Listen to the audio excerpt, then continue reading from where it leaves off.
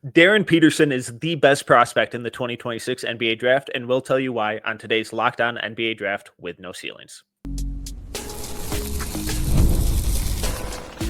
You are Locked On NBA Draft with No Ceilings, your daily podcast on the future stars of the NBA, part of the Locked On Podcast Network, your team every day.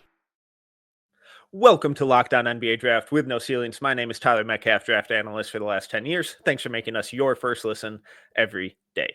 Today's episode is brought to you by FanDuel. Football season is around the corner. Visit the FanDuel app today and start planning your future bets now. Joining me, as always, is my co-host and fellow draft analyst for the last 10 years, Tyler Rucker. Rucker, how we doing?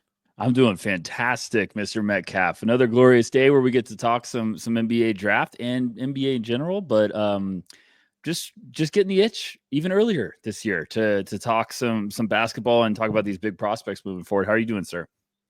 Very excited. And driving cause of that is the topic today. One of the best prospects, I think, in recent years. One of my favorite, at least coming out of high school in recent years. Darryn Peterson, one of the three-headed monsters at the top of this 2026 NBA draft. We're going to break where we got comps for you later on. We're going to look at his defense, but I feel like we have to start with his offense because it is incredibly fun.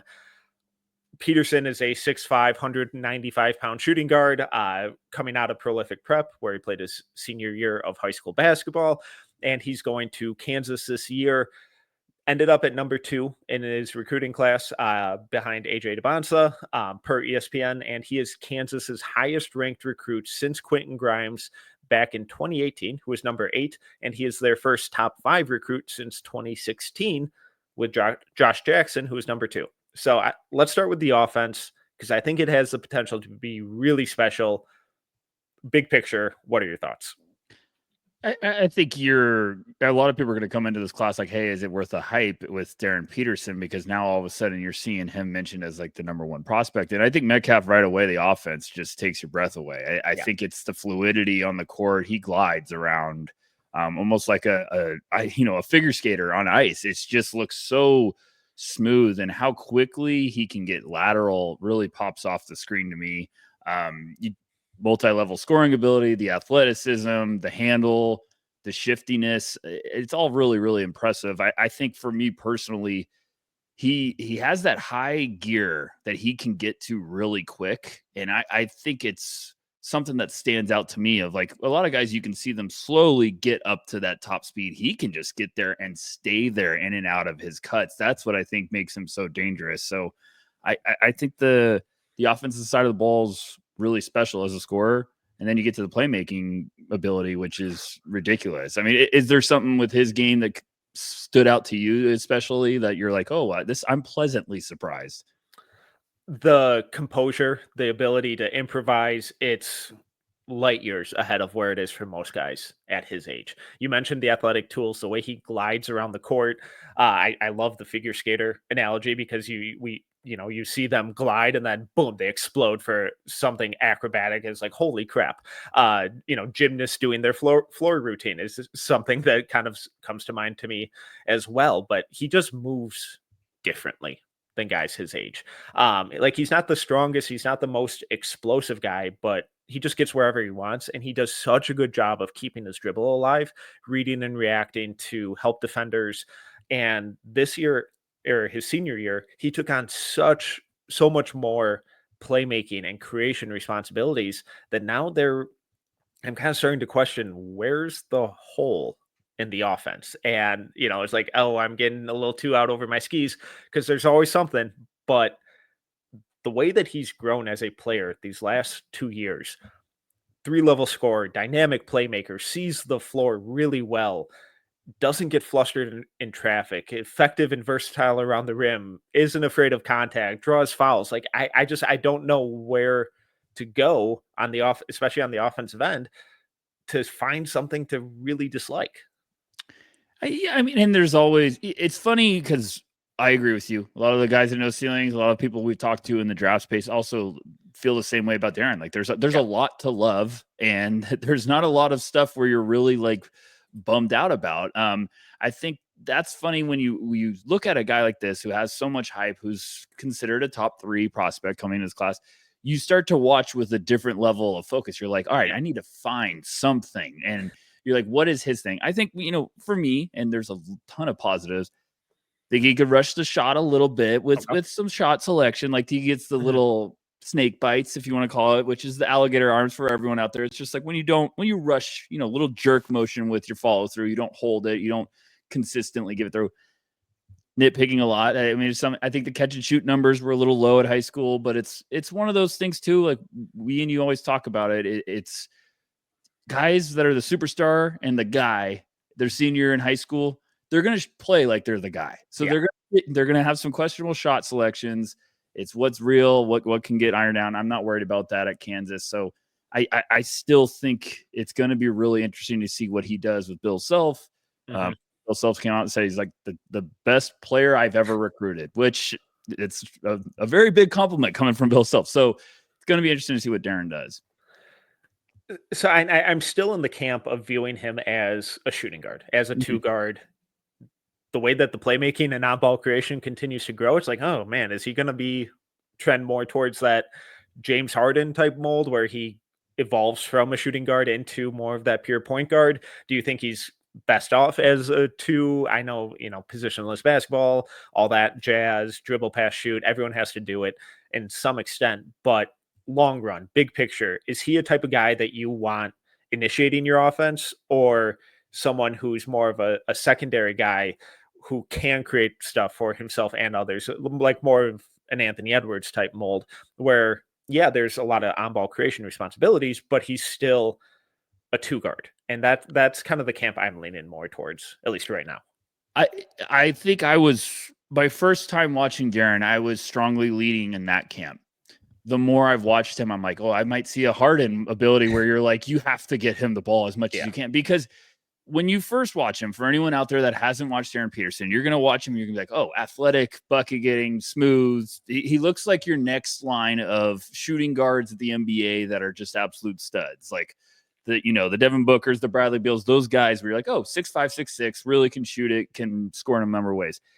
Then you see him pass and you're like, oh my goodness, look at how good of a playmaker he is, and the vision and some of the stuff he does where it's getting the defense to react and he can dump off. He has a ton of vision galore all over the place. He makes some cross-court passes where you're just like, oh my goodness, I wasn't ready for this. So I don't know, Metcalf. I think I lean towards the secondary playmaker of like, hey, now he can take that gravity and understand how to make things easier for everyone.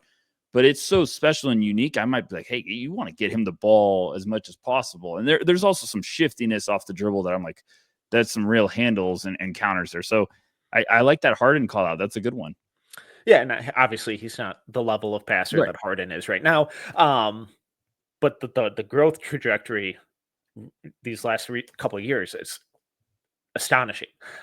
Because I was like, all right, cool, really athletic, dynamic, bucket getting 2-guard, and then you just see him run the pick and roll. And you mentioned the combo moves, the handle. And he just toys with defenders. And it's the gravity that he generates isn't just off of his scoring, isn't just the threat of him being the best guy on the court.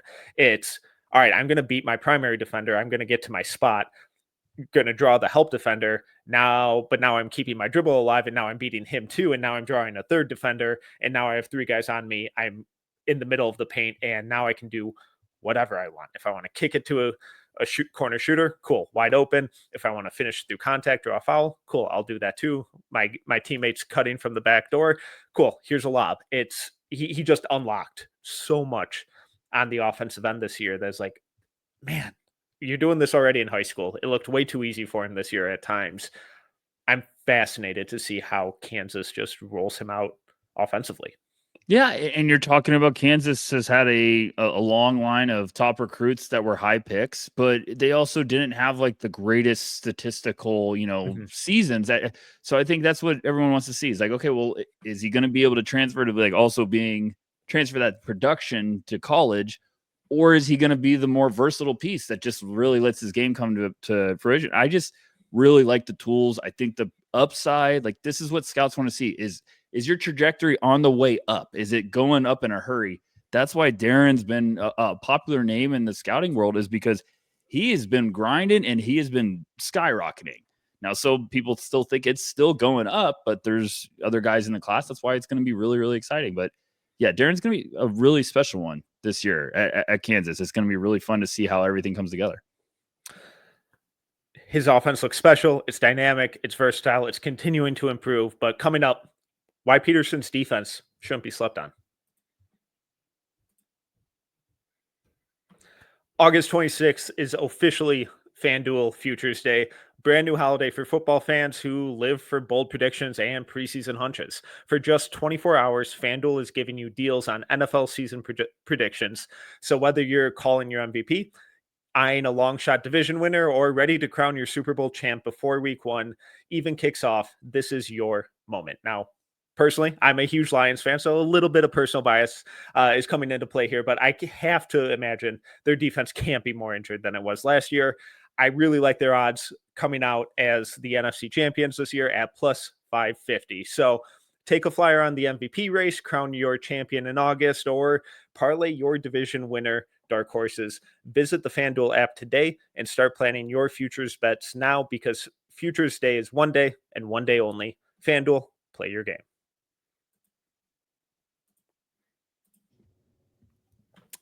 Defense. You know I love defense. And this is where my feelings about Peterson's game aren't quite as ecstatic as the offensive end, but I'm curious to hear what you thought about the defense first. Everybody knows that I like to talk defense with Mr. Metcalf. We call him Dr. Defense because that's the one thing they've got to pass the test with you to get the full, golden star for as a prospect. I have some big questions for you, smaller questions, because there's some things that Darryn does on the defensive side of the ball. Like going into my evaluation of him, I was like, okay, here we go. This is going to be the great offensive side. And then defense, I'm going to be like, oh, here we go. We got to figure this out. There's some unbelievable stuff defensively. Yeah. I would say there's some unbelievable flashes. There's some freakish recognition, awareness, off-ball stuff, anticipation. I think where you're like, how did he quickly, like in the snap of a finger, how did he understand that like he was supposed to go there? I think I'm a little worried about the stance to early on, and we have to preface this, Metcalf. We always do this. Always. High school defense is one of the most troubling things to ever watch. So we're always, if you're the star, you're the guy in your high school senior year, we're always taking it with a grain of salt. But I think Darren's ability to get laterally, to understand like how quickly to adjust and cover ground is what really gets me excited. I think the stance is a little high for me right now, but I'm also going off of high school film, which is dangerous. So it's just, that's something I want to see is like, hey, can he lock in consistently, get his feet low, or, get low in his stance? Because laterally and how quickly he can get from one place to another and cover ground really gets me excited. That's kind of where I'm at too. The good was like, holy crap, this could be special. And then there's a lot of bad that tends to accompany every high school player ever, every young player ever. Watching and scouting high school defense is a nightmare, especially with these top guys like AJ and Cam and Darryn, where it's like, all right, you're creating everything on the offensive end. And there's probably a little bit of senioritis going on here too. Obviously, they're competitors. They want to win. They're not just, they're throwing in the towel, but they've already committed. They know where they're going. There's some complacency on that end too, especially off ball, a lot of ball watching, again, like every high schooler ever. But I like a lot of the defensive playmaking stuff. Like you said, with the ground coverage, he eats up space in a hurry. When he wants to and actually sits down in a stance and slides his feet, he is a nightmare to get rid of. And I'm really encouraged and really excited to see how that defense continues to grow at Kansas, because I feel like they do such a good job of coaching up that end of the floor specifically, especially with a lot of their guards. When you look at the last decade of guards, there are very few who just like were flat out bad defenders or didn't defend at all. So I would expect that level of the attention to detail, the consistent effort level. I would expect it to improve at Kansas this year, but saying that it still needs to improve because the highs were great, but there's a lot of inconsistencies that I want to chalk up to just being a symptom of having to do so much on the offensive end. Yeah, I think that's the biggest point is you were always waiting. Okay, we see the flashes in high school, and I think the high school film you want to get like zeroed in on the flashes because those are like, okay, when they're locked in, they're engaged, that they're running 100%. What does it look like? Because you're not going to get that all the time at the high school level. You're just not. And for one of those prospects that like does not have the same athleticism, but Amen Thompson was the same type of vibes I got where the consistency wasn't there when he was with OTE, like defensively, but when it was on, you're like, this is a special talent defensively. If the motor's cooking, it's been cooking in the NBA. Now he's looking like an unbelievable star for years to come for the Rockets. So I think with Darryn, we're just going to have to be a little patient. He's probably going to have some bad habits that need to get ironed out to start the year, but that's where you want to take check-ins. You want to see how it's progressing, but middle of the year, if he's locked in defensively and the motor's running at full speed, you're going to have a dangerous two-way guy. And I think that's why NBA scouts and teams are getting so excited about him this year at Kansas. I'm really interested to see how he fits into this rotation too. Specifically with playing alongside a guy like Elmarko Jackson, hopefully coming back healthy. Obviously, blew out his knee before last season or like right at the very beginning of last season. So with this full year of recovery, I'm really hoping that he comes back strong because I liked a lot of what he was showcasing on defense back in his freshman year, 2 years ago. So if he comes back at full strength, and then you have the athleticism and ground coverage and versatility of Darryn Peterson playing alongside him in the backcourt, and then you have the length, the ground coverage, the athleticism of their sophomore center, Flory Badunga, backing them up. And then, both those guys also playing off ball too. I think there's some real upside for Kansas to be a lot of fun on the defensive end, even though I might have some concerns about their offensive capabilities. Yeah, I agree with you. There's a lot of defensive potential. You're kind of banging on the idea that Badunga and Peterson are going to kind of be the guys that are going to carry your team a little bit, but Elmarko, if he's healthy, that was a big time prospect. So I think you're going to see a little bit of a different team where they might lean their hat on the defensive side of the ball. And then maybe they say, Darryn, go to work a little bit offensively. It's just going to be kind of interesting to see kind of how quickly he's ready, Darryn Peterson, to hit the ground running. And then what Kansas is going to look like this year. But I think it's an exciting time for Jayhawks fans. It's an exciting time for draft fans because Self's going to get the best version of Peterson out of him. And he's not going to, Bill Self's not going to be like, oh, I have to play you just because he's going to be like, no, you got to play defense. You got to play the right way. And this is Kansas basketball. So it's going to be, I think, great for both sides. Okay, let's say the defense doesn't take the jump or the consistency improvement that we think it will. How much is that going to affect your kind of eval of him? The offense is so unique and so good.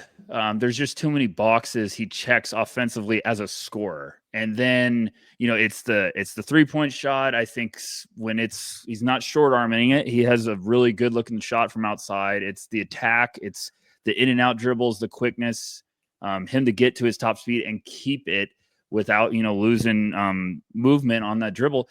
And then you add the playmaking, which is really special. I think offensively, he is a top 3 prospect. He's a top 3 pick.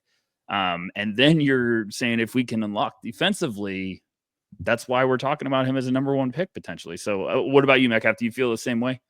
Yeah, I would be absolutely floored if I dropped him out of the top 3. Like he's number 1 with a bullet for me right now. Same tier as AJ and Cam, but he is my clear-cut number 1 guy. I adore his game. But I like guys who defend. I like guys who compete on that end. I like guys who are two-way players because that's what basketball is. It's a two-way game. And if you're going to be a superstar, if you're going to be an MVP, if you're going to be an all-NBA guy, you got to play both ends. And if we see a lot of that, checking out, I expect freshman mistakes. It's going to happen. It's inevitable with all these guys. It's going to happen. But do they compound on each other? Do they get better as the season goes on? Is it like oh my God, like he's killing their defense right now with what he's doing. That's more what I'm kind of concerned about. I don't think it'll get to that level, but if it does, then it's like, all right, well, maybe he's not this all around two-way superstar I think he could be, and maybe he's just an offensive specialist. But we've broken down the offense, we've broken down the defense, but coming up, who does he remind us of? Comps next.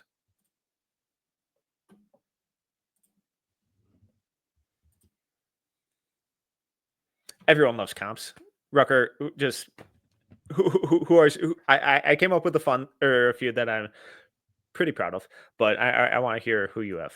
Well, everyone, we say this all the time, Metcalf. Everybody likes to be really respectful about comps, and they don't overreact about them. So One this for is going one, to be fun. if you're off at all, you're an idiot. I have a little weird like scientist mix for my comps. So he reminded me of Florida Gators Bradley Beal. Okay, I had Beal on my list. Well, that's because we're smart guys. I got a little bit of Jaylen Brown at Cal. Ooh. And then this isn't right. I just had some vibes of, but Brandon Roy as a prospect at Washington. I just have that little, that player that can really do some damage in the mid range, can navigate, around screens or just kind of setting up defenders to get to his spots. And then all those guys had some shiftiness, but I also thought they could either stop on a dime or they could shift directions without losing a lot of momentum, which I really think is a tough guard if you're having to deal with that of like, I'm right on a guy. Oh, how the heck did he get by me? Like where did he go? So I think that's the names that kind of gave me some vibes of Darryn. And now everyone's going to say, okay, that's a superstar all NBA guy. And it's like, well, just calm down, but maybe, but he's a top 3 prospect. He's a potential number 1 pick. So, all right. I had Beal on my list. Okay. My favorite one is who we wanted Jalen Green to be. Oh, Rockets fans will like that one. Also, for everyone, if you're new here to me and Metcalf, people are going to throw around Kobe Bryant. I'm not that guy. No, I'm not throwing out guys who get mentioned as who are Hall of Famers or we're not those people, all-time greats. No. And there's one Kobe Bryant. We're not going to compare a high schooler to a top 10 NBA player of all time. So now my second one is the modern version of Michael Jordan. No, I'm kidding. But so obviously coming into the draft and his year coming out of high school, Jalen Green was this freak athlete, super fluid, dynamic scorer. And it's like, oh man, but if the passing takes that leap, if the passing gets unlocked, once he bulks up a little bit, I think Peterson's already, I think his frame looks more encouraging. The passing's already miles ahead of where it was for Jalen Green at this same point. So that was one. Another one, I don't love this one for one, obviously, but like a less powerful Anthony Edwards almost. Oh, okay. I kind of like that. See, that one, I know where you're at with that one. Just like the way he moves, the deceleration, the explosiveness. Peterson might be a better passer than Ant is right now. But and then when they want to defend, awesome defenders. And then just going in the way back machine a little bit here. I had Jerry Stackhouse and then Ben Gordon plus as well. Ooh, Stackhouse is a sleeper one. Yeah, that's a pretty good one. Those are a lot of good names. The Jalen Green one has some potential too, but I think he just has a little bit more. Yeah, the playmaking chops are. Yeah, I think much further. Totally different, but like that coming into the draft, that was the whole thing with Jalen Green was like, man, the scoring and the athleticism, but can he pass? And it's like, oh well, the context and. Maybe he was a problem with the context there. You know what? I didn't want to cut you off. You know what's really good about your Anthony Edwards one? That is one part of Darren's game that I was not expecting, and I was really, really excited about that. It reminds me of Ant. His closing speed defensively to get a shot, like to get a block attempt or a rejection. That window, it's like supersonic closes. Like it's not just chasing down and like, oh, he starts running harder. He just can really like vacuum it and just like, oh my gosh, how did he fly that? Because it's just he knows when to go all in. And I feel like Anthony Edwards is really good at that. Of like, I can bait you and then all of a sudden just fully commit when you are at your weakest point. So I think That's a good one. I like that. I didn't think about Ant. Lofty expectations, but that's what we do with top 3 picks. I adore Darryn Peterson's game. We'll have more of these kind of scouting breakdowns and whatnot coming up in the future. In case you missed it last week, Maxwell and Nathan broke down recapped the FIBA tournament. Corey and Albert broke down Cam Boozer. But Rucker, this was a blast. If you're more of a visual learner, I also did a film school over on No Ceilings YouTube. Preseason scouting report on Darryn Peterson. One just went up today or yesterday for AJ DeBonsa too. More coming in the future. Write-ups over at NoCeilingsNBA.com. But thank you for making us your first listen of the day. I'm Tyler Metcalf. He is Tyler Rucker. On Wednesday, Nathan Grubel and Maxwell Bombach will be talking about some sleepers coming into this next year, and Tyrone Riley and AK Okereke. But thank you for listening to Locked On NBA Draft with No Ceilings.